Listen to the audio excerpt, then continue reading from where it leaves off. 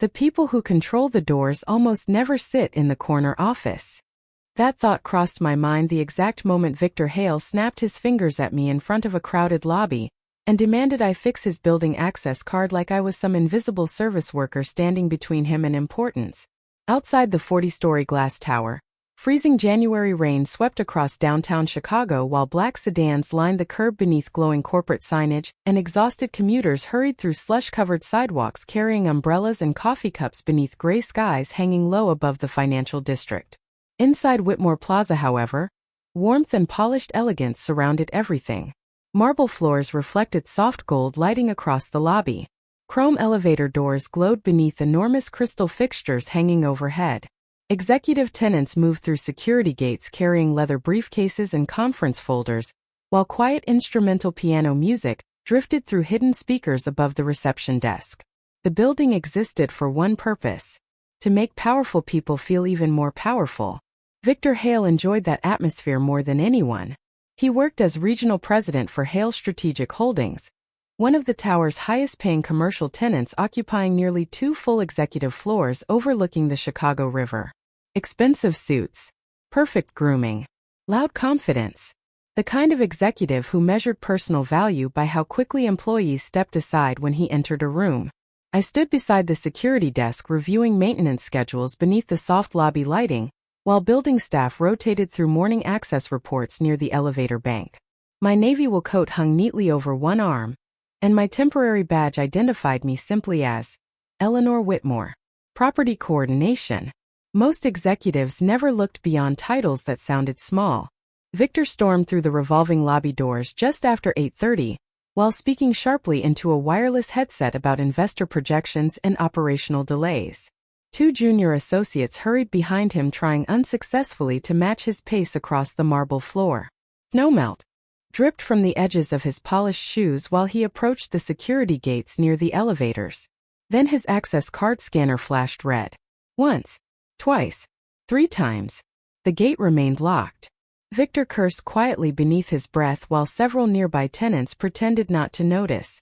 He slammed the card against the scanner again. Red light. Denied access. Finally, he looked around the lobby until his eyes landed on me standing calmly near the security console. "You!" he snapped while pointing impatiently. "Front desk. Fix this." The younger security guard beside me shifted uncomfortably beneath the soft lighting but remained silent. I walked toward the scanner carefully while rain streaked against the towering lobby windows overlooking downtown Chicago outside. Sometimes the system needs a moment to refresh credentials during overnight maintenance, I explained politely. Victor removed the headset sharply. "I do not need an explanation," he said loudly enough for several executives nearby to hear. "I need competence." A few people glanced toward us across the polished lobby before quickly looking away again. Corporate people avoid confrontation unless hierarchy makes participation socially safe. Victor extended the badge toward me impatiently. "Do you know who I am?" he asked coldly. Funny thing about men obsessed with status. They always ask that question when systems stop obeying them automatically. I scanned the badge calmly beneath the glowing security console, while elevator chimes echoed softly across the marble lobby. "Victor Hale," he answered quietly. "Executive tenant, 38th floor." He smirked slightly as though satisfied recognition had restored natural order. "Then maybe you understand why I do not have time for building incompetence this morning." Behind him, the younger associate stood silently holding tablets and coffee cups beneath the warm lobby lighting, reflecting across chrome pillars and polished stone walls surrounding the entrance hall. I continued reviewing the access screen without reacting emotionally. "The credential appears active," I said gently. But several executive access permissions were updated overnight. Victor laughed sharply. "Updated by who?" Before I could answer, his badge suddenly activated and the security gate unlocked with a soft electronic tone. Victor snatched the card from my hand immediately. "There," he muttered dismissively. "Was that so difficult?" Then he looked directly at the security guard beside me. "Honestly, this building hires people who move like retirement home volunteers." Several nearby executives laughed quietly, while Victor stepped through the security gates toward the elevator bank beneath the towering crystal lights above the lobby. But halfway across the marble floor, he suddenly stopped and turned back toward me one final time. And next time, he called loudly across the lobby, try dressing like building staff if you are going to stand around pretending to help people. The elevator doors opened behind him beneath the polished chrome lighting while his associates followed quickly carrying presentation folders toward the executive floors above Chicago. Silence settled briefly through the lobby after he disappeared upstairs. The younger security guard beside me looked embarrassed. "Mrs. Whitmore," he said softly, "I am sorry about that." I simply adjusted the maintenance folder beneath my arm while snow and rain drifted across the giant windows surrounding the tower entrance. "Do not worry," I answered calmly. Then I glanced once toward the elevator display climbing steadily toward the 38th floor. People usually reveal themselves long before buildings do. By the following Monday, freezing rain had turned into heavy lake-effect snow sweeping across downtown Chicago, while office workers hurried beneath dark winter skies and traffic crawled slowly through slush-covered streets surrounding Whitmore Plaza in the center of the financial district. Inside the 40-story tower, however, warmth, polished marble, and soft instrumental music continued creating the illusion that executive life remained untouched by weather, stress, or ordinary inconvenience. The lobby glowed beneath crystal chandeliers reflecting against chrome elevator doors and glossy stone columns stretching toward the vaulted ceiling above the reception area. Every surface inside the building had been designed to communicate quiet authority. Most tenants never realized how much effort it took to maintain that illusion every day. Around 7:30 that morning, I reviewed overnight maintenance reports inside the operations office hidden behind the security corridor near the loading entrance while engineering staff discussed heating systems, vendor schedules, and elevator diagnostics over coffee beneath fluorescent utility lighting. Unlike the executive floors upstairs, the operational side of the tower smelled faintly of printer toner, machine oil, and winter coats drying beside ventilation ducts. Real buildings always reveal themselves downstairs before they reveal anything upstairs.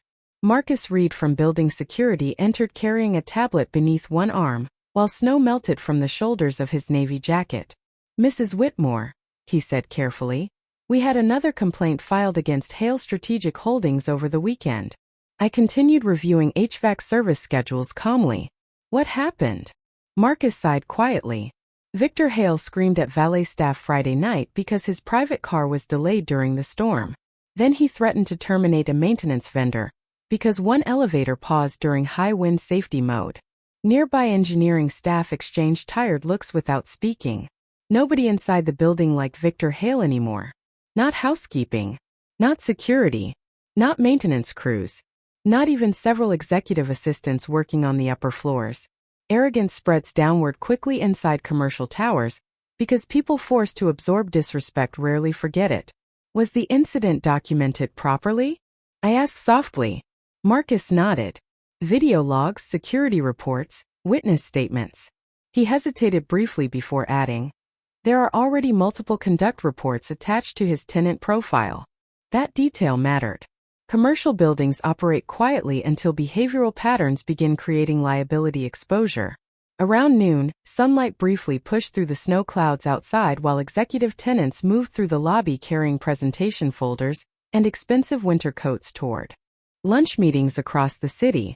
Victor emerged from the elevator bank wearing a charcoal overcoat and speaking sharply into his phone about investor negotiations, while two associates followed behind him holding tablets and legal binders. Halfway across the lobby, he suddenly stopped after noticing a maintenance worker near the reception desk replacing temporary safety signage beside one of the revolving doors. "That sign has been crooked for 2 days," Victor snapped loudly. "Does anyone in this building understand presentation standards?" The maintenance worker quietly apologized while adjusting the display beneath the soft lobby lighting. Victor looked disgusted.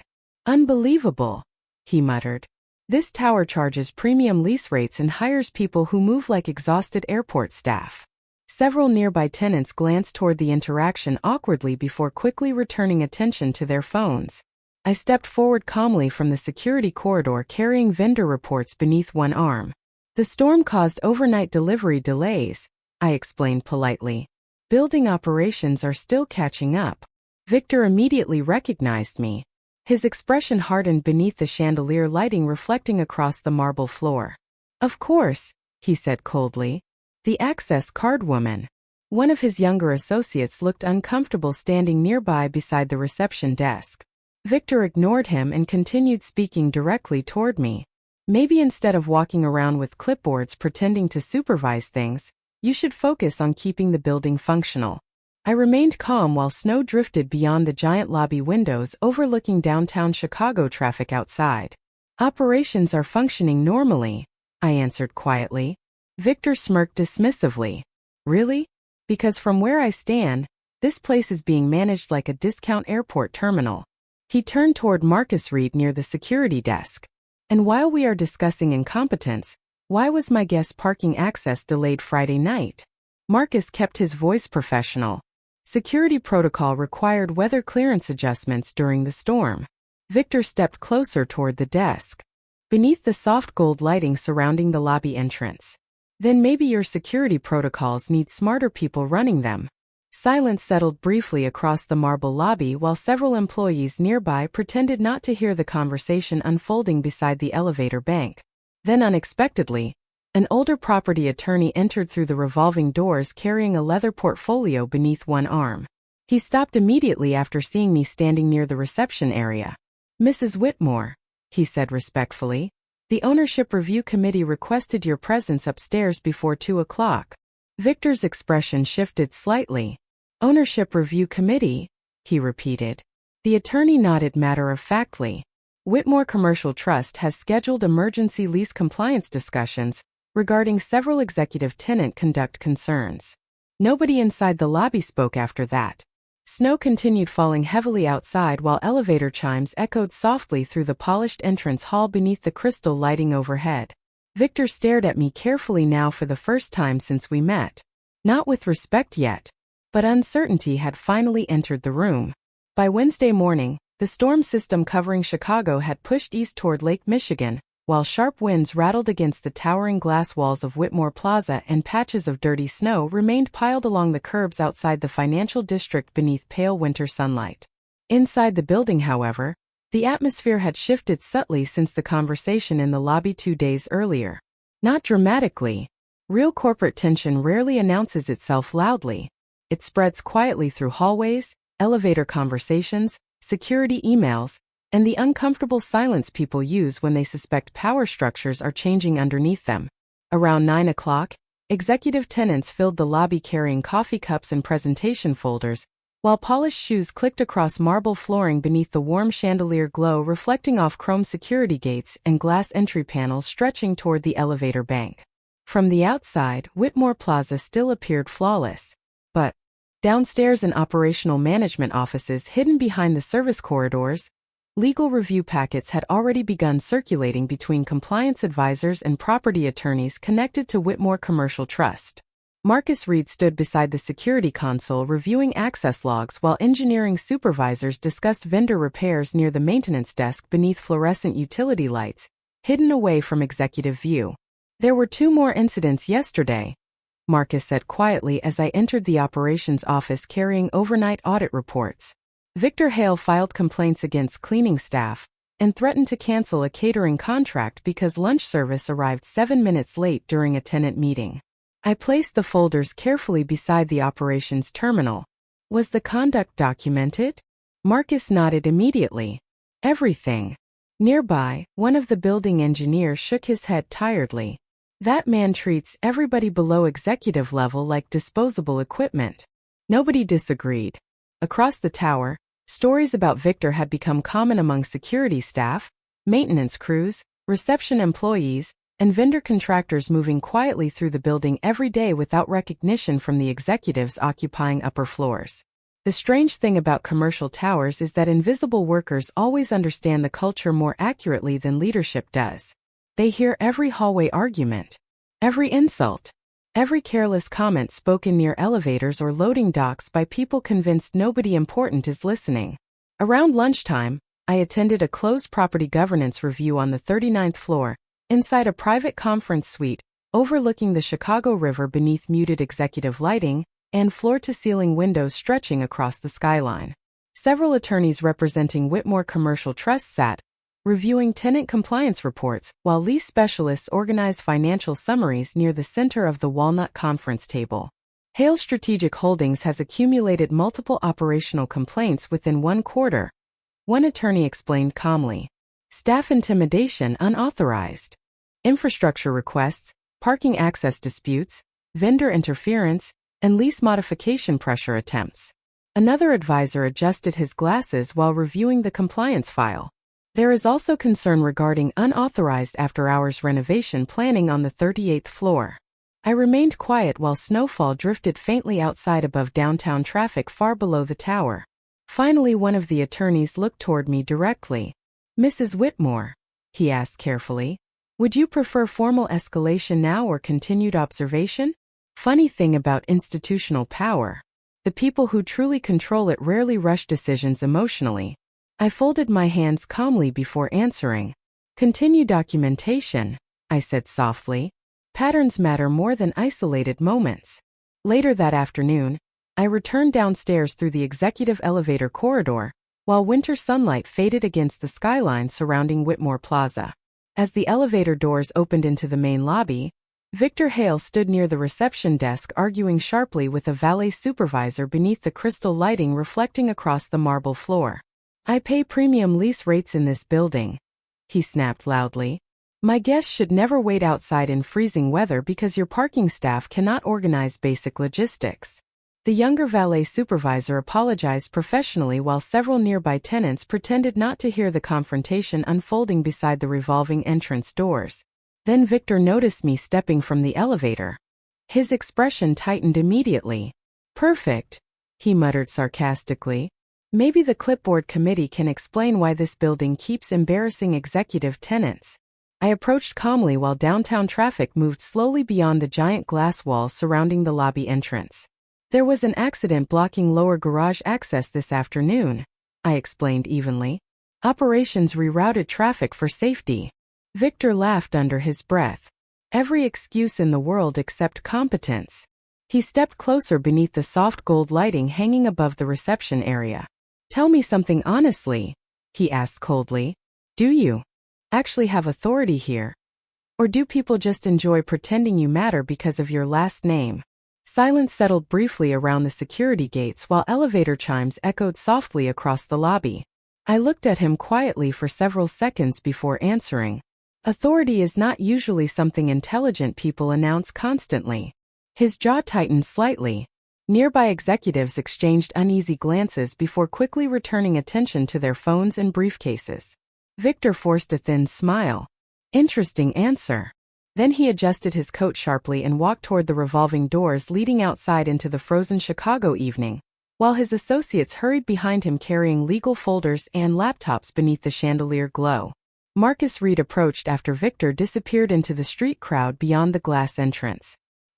"He is getting nervous," he said quietly. I watched the revolving doors continue spinning beneath the winter skyline outside. "No," iyan suarat sufli. "Not yet." Then I turned toward the security console where new access audit notifications had already started appearing across the building management system.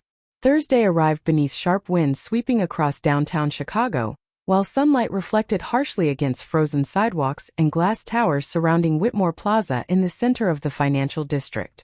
By then, subtle changes had already begun spreading quietly throughout the building, even if most executive tenants still failed to recognize them. Security supervisors were reviewing access reports more carefully. Compliance staff requested additional vendor documentation tied to executive floor modifications. Parking operations initiated internal audits regarding unauthorized guest clearances connected to Hale Strategic Holdings. Nothing dramatic happened publicly yet. Real institutional pressure rarely begins with confrontation. It begins with systems quietly paying closer attention. Around 10:30 that morning, the executive lobby carried its usual atmosphere of polished confidence beneath crystal lighting and soft piano music drifting through hidden ceiling speakers while attorneys, investment advisors, and corporate consultants moved through revolving doors carrying leather portfolios and steaming coffee cups against the cold Chicago air outside. I stood near the security operations terminal reviewing overnight maintenance summaries beside Marcus Reed, while elevator traffic surged toward the upper floors overlooking the Chicago River beneath pale winter sunlight. "You should probably see this," Marcus said quietly while turning the security monitor toward me.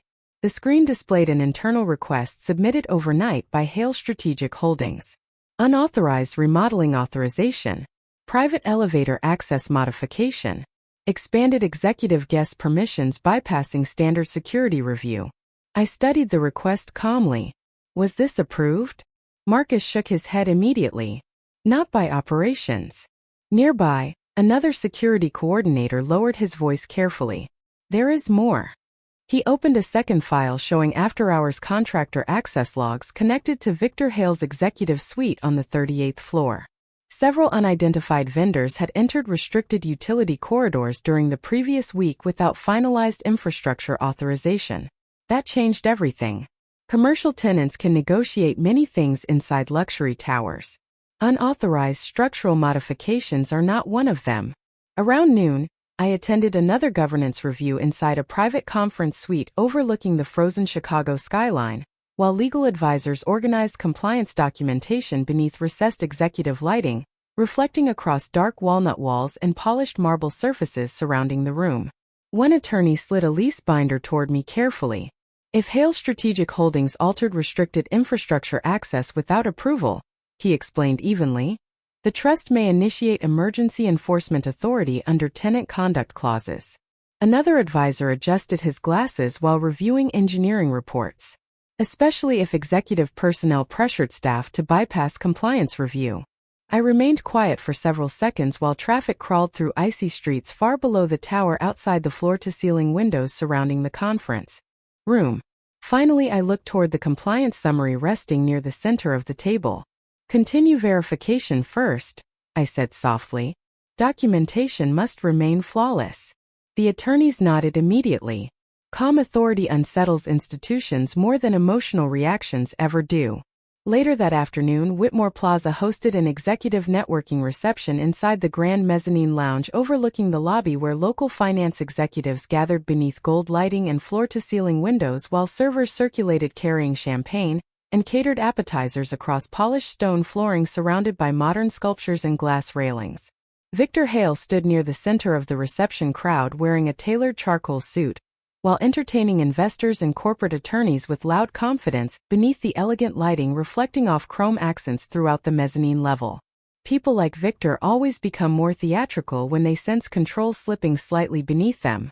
I entered quietly beside the mezzanine staircase carrying governance files toward the executive conference wing. Victor noticed me immediately. His smile sharpened. "Well," he announced loudly enough for nearby guests to hear. "There is the mysterious building supervisor everyone suddenly treats like royalty." Several executives laughed politely beneath the warm reception lighting while soft jazz music drifted through the lounge. I continued walking calmly without reacting. Victor stepped closer holding a crystal glass loosely in one hand. "Tell me something, Eleanor," he said with practiced amusement. "Does the famous Whitmore name actually mean anything around here? Or is this whole building running on nostalgia?" Nearby conversations quieted subtly. People sensed tension immediately now whenever Victor spoke to me publicly. I stopped beside the staircase overlooking the lobby below where elevator lights moved steadily across chrome panels 30 feet beneath the mezzanine railings. "Buildings remember more than executives do," I answered quietly. Victor smirked dismissively. "That sounds important." Then unexpectedly, one of the property attorneys from the governance committee approached carrying a leather portfolio beneath his arm. He nodded toward me respectfully in front of everyone gathered nearby. "Mrs. Whitmore," he said professionally, "the trust finalized emergency authorization regarding tenant infrastructure enforcement this afternoon." The air shifted instantly around the mezzanine lounge. Victor's expression changed almost imperceptibly beneath the gold lighting. "Infrastructure enforcement," he repeated carefully. The attorney continued calmly. "Unauthorized modifications tied to Hale Strategic Holdings are now under formal compliance review." Silence settled heavily across the reception area, while distant elevator chimes echoed upward from the lobby below, and snow drifted faintly outside the towering glass walls overlooking downtown Chicago. Victor stared at me now without mockery remaining in his face. For the first time since we met, he looked uncertain whether the building still belonged to him at all. Friday morning arrived beneath steel-gray skies and bitter wind rolling off Lake Michigan while downtown Chicago moved through another freezing commute of crowded sidewalks, honking traffic and office workers clutching coats tightly beneath the towering glass skyline surrounding Whitmore Plaza. Inside the building, however, something had changed permanently after the mezzanine reception the night before. People were still polite toward Victor Hale, still professional, still careful, but confidence around him no longer felt automatic. Executive assistants lowered their voices whenever compliance staff appeared near the 38th floor. Vendor managers started documenting every verbal instruction connected to Hale Strategic Holdings. Security teams reviewed after-hours access logs with unusual precision beneath the fluorescent glow of the operations corridor, hidden behind the elegant public lobby upstairs. Institutions become colder long before consequences officially arrive.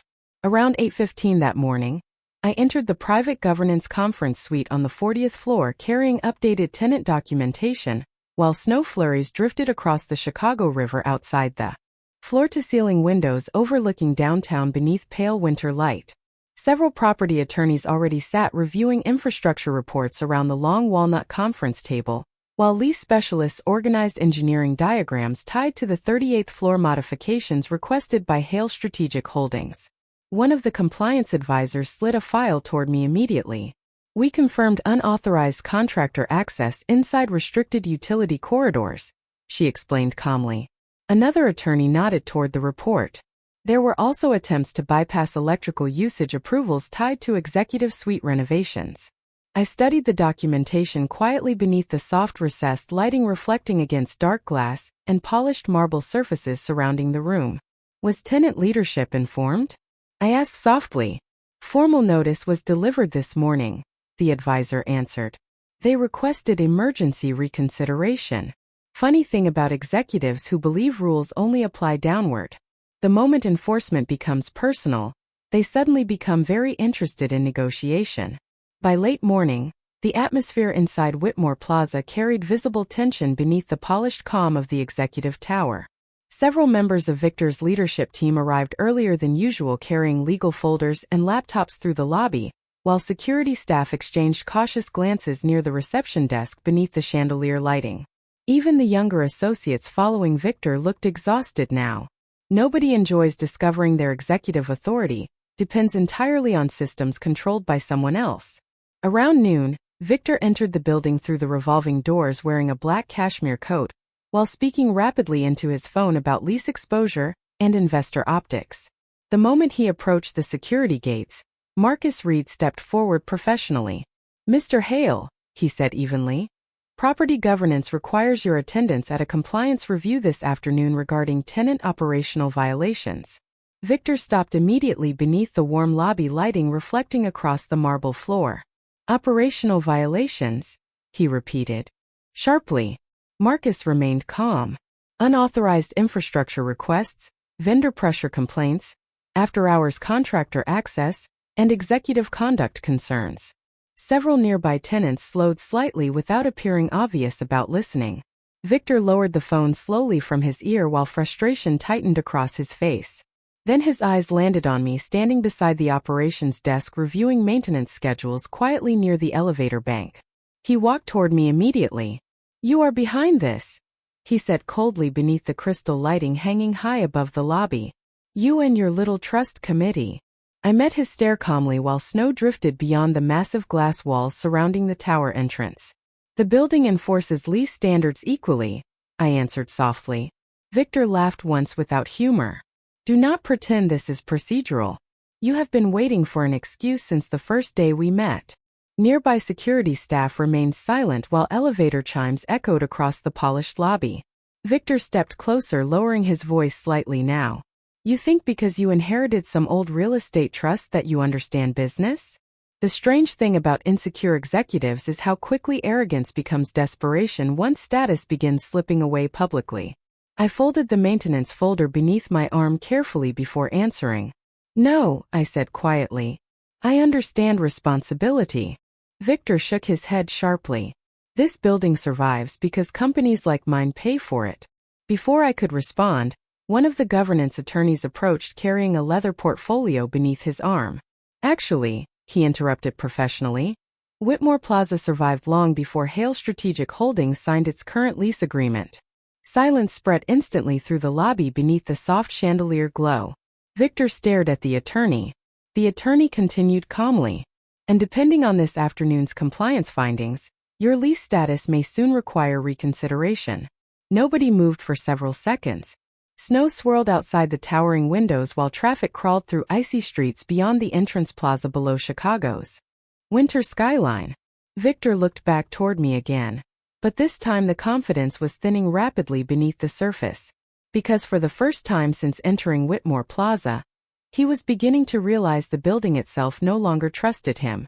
The compliance review began Monday morning beneath pale sunlight reflecting across frozen streets and steel towers surrounding downtown Chicago, while bitter wind rattled against the massive glass exterior of Whitmore Plaza high above the financial district. By then, everyone inside the building understood something serious was unfolding. Even if nobody discussed it openly near the elevator banks or reception desks beneath the polished calm of the executive tower. Security staff moved more carefully around Hale Strategic Holdings. Vendor managers copied legal departments on routine communications. Maintenance supervisors refused unauthorized verbal requests without written approval. Quiet institutional distance had begun surrounding Victor Hale from every direction. Around 8 o'clock, I entered the governance conference suite carrying operational audit reports, while the Chicago skyline glowed silver beyond floor-to-ceiling windows overlooking the river far below. Attorneys representing Whitmore Commercial Trust sat reviewing lease enforcement procedures around the long walnut table beneath soft recessed lighting, while engineering consultants organized infrastructure diagrams connected to the unauthorized executive renovations requested on the 38th floor. We completed final verification over the weekend. One compliance advisor explained evenly. Restricted utility access occurred without property authorization on 3 separate occasions. Another attorney looked toward me carefully. Emergency lease enforcement is now legally supportable. I reviewed the documentation quietly while traffic crawled through icy intersections beneath the tower outside. Funny thing about authority inside commercial real estate. Buildings do not become dangerous when people break rules. They become dangerous when leadership assumes rules no longer apply to them. Around 10:30, Victor arrived for the compliance hearing. Wearing a dark wool overcoat and carrying a leather portfolio beneath one arm, while 2 corporate attorneys followed closely behind him through the executive corridor overlooking the winter skyline. The confidence remained in his posture, but tension had finally entered his expression fully now. He no longer walked through Whitmore Plaza like the building belonged to him. He walked like a man trying to prove it still should. The hearing itself took place inside a private governance chamber overlooking the river where lease advisors, property attorneys, engineering specialists, and compliance officers sat reviewing operational records beneath muted executive lighting, reflecting across polished stone surfaces and dark wood paneling surrounding the room. Victor immediately challenged the findings. These accusations are exaggerated administrative misunderstandings, he argued sharply. My company invested millions into this property. One attorney adjusted his glasses calmly. Tenant investment does not supersede infrastructure governance. Another compliance specialist opened a digital file across the conference monitor showing after-hours contractor access logs, maintenance override attempts, and unauthorized utility corridor activity tied directly to Victor's executive suite. The room remained quiet except for the low hum of ventilation systems moving through the ceiling above us. Victor leaned forward. This entire process is retaliation. Nobody answered immediately. Because deep down, everybody present already understood the real problem was not the renovations themselves. It was Victor's belief that status exempted him from procedure. Eventually the lead attorney folded his hands across the table. Mr. Hale, he said professionally, Whitmore Plaza is initiating temporary restrictions on expanded executive access privileges pending lease review resolution. Victor stared at him sharply. Restrictions. The attorney nodded once. Guest clearances, private elevator routing, contractor permissions, and after-hours operational overrides are suspended effective immediately. Silence settled heavily across the governance chamber while pale winter light stretched across the Chicago skyline outside. Victor slowly turned toward me, sitting near the far end of the table reviewing compliance summaries calmly beneath the soft lighting. "You really intend to humiliate me publicly over this?" he said quietly. I looked at him steadily for several seconds before answering.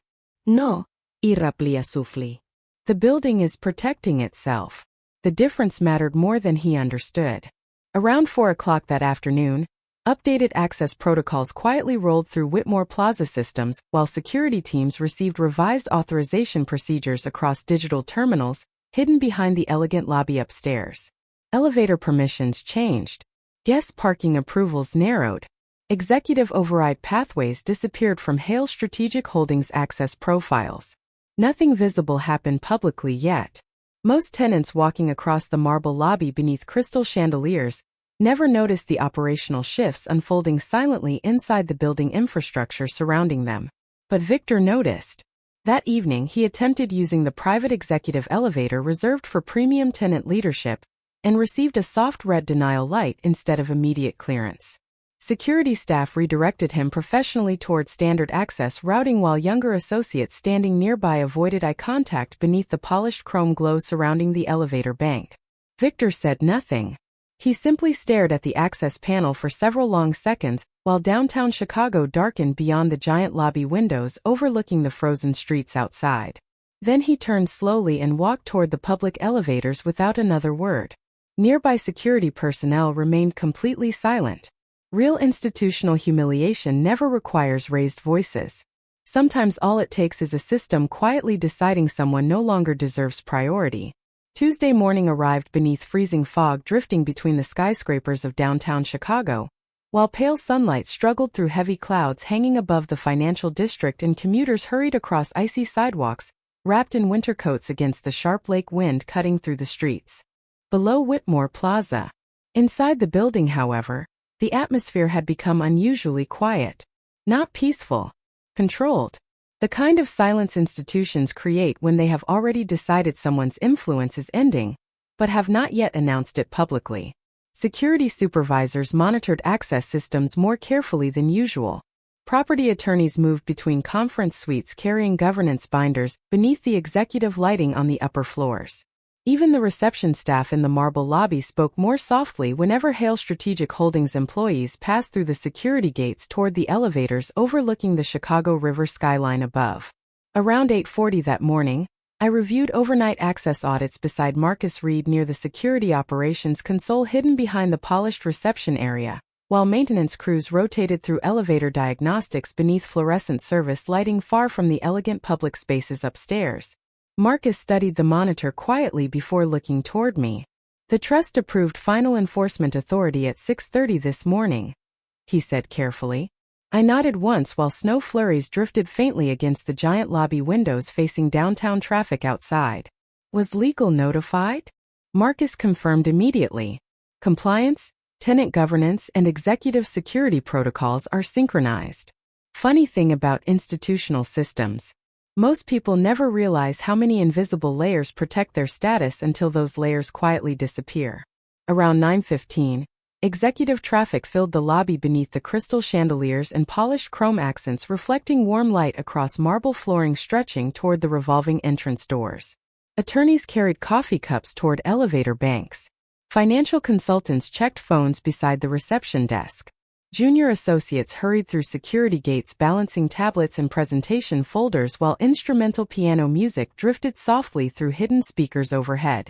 Then Victor Hale entered through the revolving doors wearing a dark overcoat and speaking sharply into his wireless headset about investor calls scheduled later. That morning, two younger executives followed closely behind him carrying briefing materials beneath the glow of the lobby lighting. Victor barely looked toward anyone while crossing the marble floor. He still moved like a man expecting systems to obey him automatically. Halfway to the executive security gates, his phone conversation stopped abruptly when he noticed something unusual. Two additional security officers stood beside the scanner terminals near Marcus Reed. Victor frowned slightly but continued walking. Then he pressed his access badge against the scanner. Red light. Denied. He scanned again. Another red flash appeared beneath the chrome security panel. Nearby conversations softened almost instantly throughout the lobby. while elevator chimes echoed quietly across the marble entrance hall. Victor removed the headset slowly. "There is a problem with the system," he said sharply. Marcus stepped forward professionally.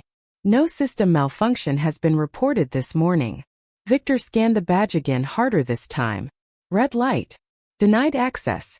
The younger executives standing behind him exchanged nervous glances beneath the chandelier glow reflecting across the polished floor. Victor turned toward Marcus. "Fix it." Marcus remained calm. "Your executive credential privileges were suspended pending final lease enforcement review." Silence spread heavily through the lobby. Several tenants nearby stopped pretending not to notice anymore. Victor stared at Marcus as if the sentence itself made no sense. "Suspended," he repeated quietly.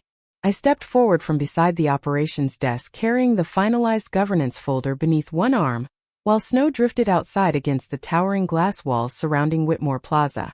Victor saw me immediately. His face hardened. "You," he muttered. "You actually did this." I looked at him calmly beneath the warm lobby lighting reflecting off chrome and marble surfaces surrounding the entrance hall. "No, iyan suarat sufli." The building did. Victor stepped closer, lowering his voice tightly. "Do you understand what this will do to my company?" Funny thing about people who spend years humiliating others publicly. They always become deeply concerned about dignity once embarrassment reaches them personally. Marcus extended a temporary escorted access card toward Victor professionally. Per governance protocol, tenant leadership may enter only through supervised routing until compliance review concludes. Victor looked down at the temporary badge in disbelief. White plastic. Limited access. Visitor level clearance. The exact kind of credential junior contractors use during short-term maintenance assignments inside the tower. Around them, executives, assistants, consultants, and security personnel stood quietly beneath the crystal lighting, watching one of the building's most arrogant tenants lose authority through a single system update. No shouting happened. No dramatic confrontation. No security escort grabbed his arm. Whitmore Plaza simply stopped recognizing him as important. Victor slowly lifted his eyes toward me once more while the red denial light still blinked softly across the executive scanner beside him. "You planned this from the beginning," he said quietly. I shook my head gently. No, irraplia. "You did." Then Marcus opened the side access gate reserved for supervised entry, while Victor Hale stood motionless for several seconds beneath the polished lights of the lobby, realizing the building he once treated like personal property had finally locked him outside its power. By Thursday afternoon, the atmosphere inside Whitmore Plaza no longer resembled the polished executive ecosystem Victor Hale once controlled effortlessly beneath crystal chandeliers and glass conference suites overlooking downtown Chicago. The building still looked elegant from the outside. Marble floors still reflected warm lighting across the lobby.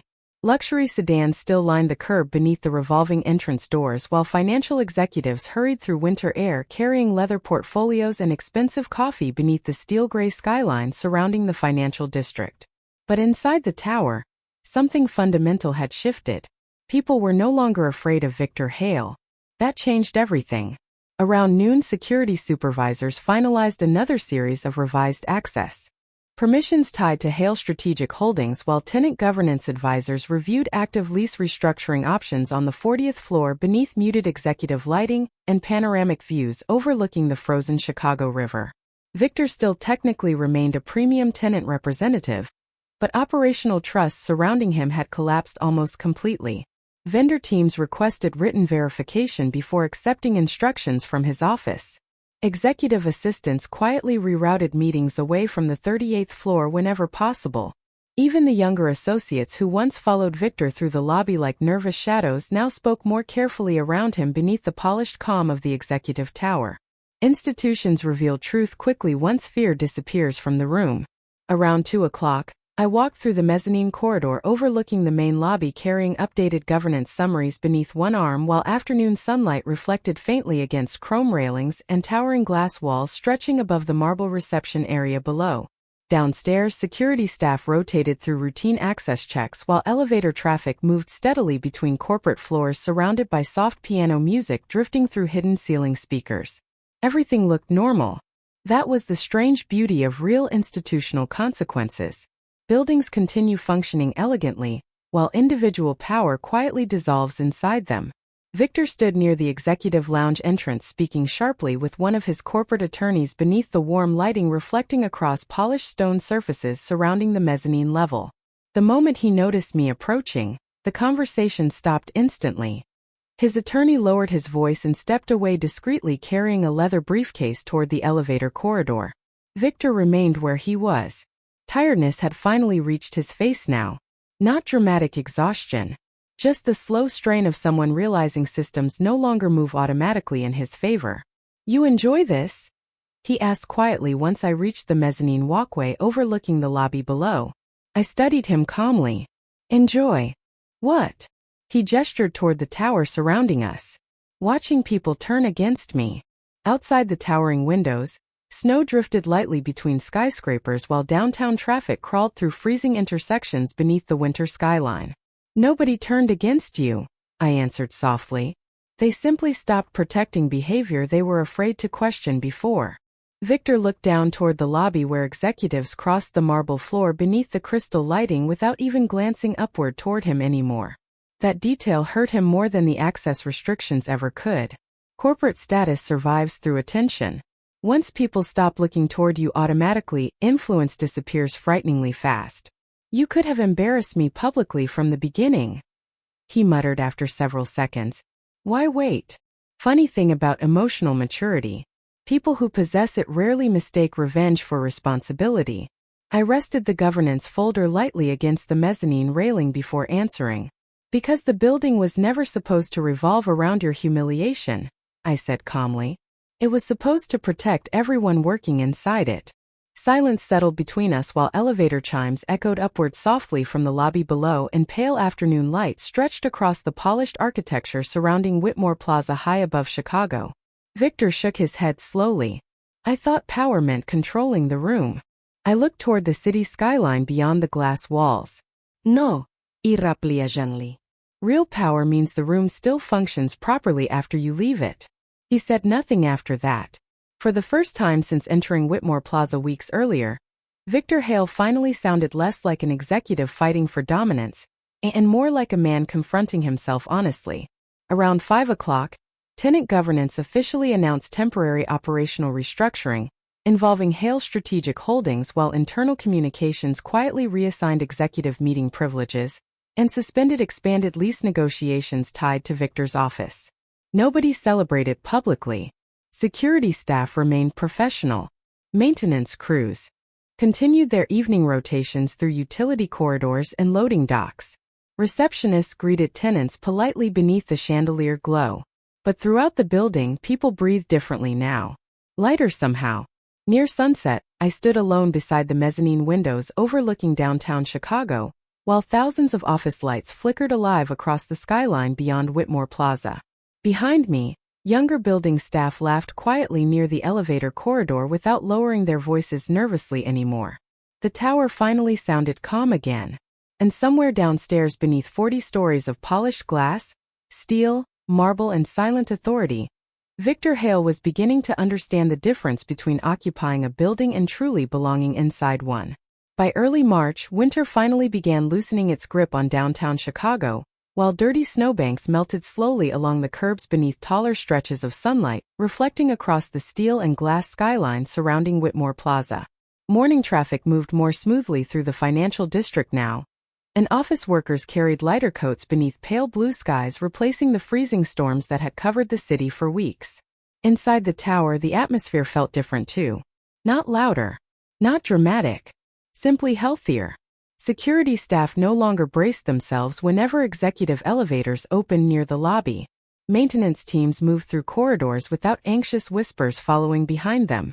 Reception employees laughed naturally again beneath the crystal chandeliers glowing warmly across polished marble floors stretching toward the revolving entrance doors. The building had finally stopped carrying tension inside its walls.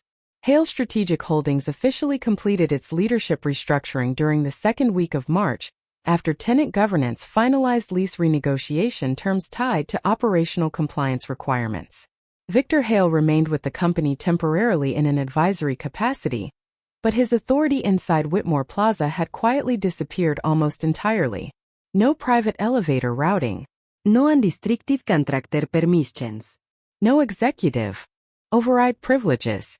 His office still occupied the 38th floor overlooking the Chicago River, yet somehow the space no longer belonged to him emotionally. Funny thing about status. Once systems stop reinforcing it publicly, people realize how much of it depended on performance all along. Around 4:31 Friday afternoon, warm sunlight reflected through the massive windows surrounding the mezzanine overlooking the lobby, while younger associates hurried toward weekend meetings carrying laptops and coffee beneath the soft piano music drifting through hidden speakers overhead. I stood near the reception corridor reviewing spring maintenance schedules beside Marcus Reed, while security staff rotated through routine access updates near the elevator bank. The building feels lighter now, Marcus admitted quietly while watching tenants cross the marble floor below. I smiled faintly. Buildings notice stress before people do. He laughed softly beneath the chandelier glow reflecting across the chrome security gates and polished stone columns surrounding the entrance hall. Nearby, several younger employees from accounting and leasing operations spoke comfortably with maintenance crews beside the reception desk, without worrying whether executive leadership might criticize them publicly for appearing too familiar with building staff. Respect changes environments faster than policy ever can. As evening approached, I received a final request from Tenant Governance, asking me to review updated operational procedures on the 39th floor. The conference suite overlooking downtown Chicago sat quiet beneath soft executive lighting, while sunset painted gold reflections across the glass towers stretching toward Lake Michigan beyond the skyline. Governance advisors had already left for the evening by the time I finished reviewing the documents. When I exited into the executive corridor, I noticed Victor Hale standing alone near the window overlooking the river far below the tower. He no longer wore the sharp confidence that once filled every room around him. Only calm exhaustion remained now. He turned slightly after hearing my footsteps approach across the polished hallway floor.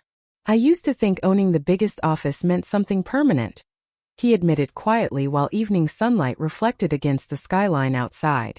I stood beside the glass overlooking Chicago traffic moving through the streets beneath us. Most people confuse visibility with importance, I answered softly. Victor nodded slowly. And you never corrected anybody when they underestimated you. Funny thing about people obsessed with recognition. They rarely understand the strength hidden inside silence. I folded the maintenance folder beneath my arm before answering. The building never needed me to prove who I was, I said gently. It only needed someone willing to protect it properly. For several seconds neither of us spoke while sunset faded slowly across the city beyond Whitmore Plaza and thousands of office lights flickered alive throughout downtown Chicago beneath the deepening evening sky. Finally Victor looked toward the lobby 39 floors below where tenants, security staff, reception employees, engineers, assistants and maintenance workers moved calmly through the building together beneath the warm glow of the chandeliers. I spent years believing this place existed for executives, he said quietly. I shook my head once. No, irraplia. Buildings survive because ordinary people keep them functioning every single day. He lowered his eyes briefly after hearing that. Not defeated anymore. Just honest. Around 6 o'clock, the executive floors emptied gradually while elevators carried employees toward the lobby below, and the city lights shimmered against the river outside the towering glass walls surrounding Whitmore Plaza. Before leaving for the evening, I walked once more across the marble entrance hall where everything first began weeks earlier when Victor Hale snapped his fingers at the woman he believed was invisible. Security staff nodded warmly as I passed the reception desk beneath the crystal lighting overhead. Outside the revolving doors, downtown Chicago glowed beneath the cool spring evening while traffic moved steadily through streets lined with towers filled with people still chasing titles, attention, and status high above the city below. But inside Whitmore Plaza, the doors opened only for those who understood something far more important. Respect was never controlled by power. Power was controlled by the people who quietly decided who deserved access in the first place.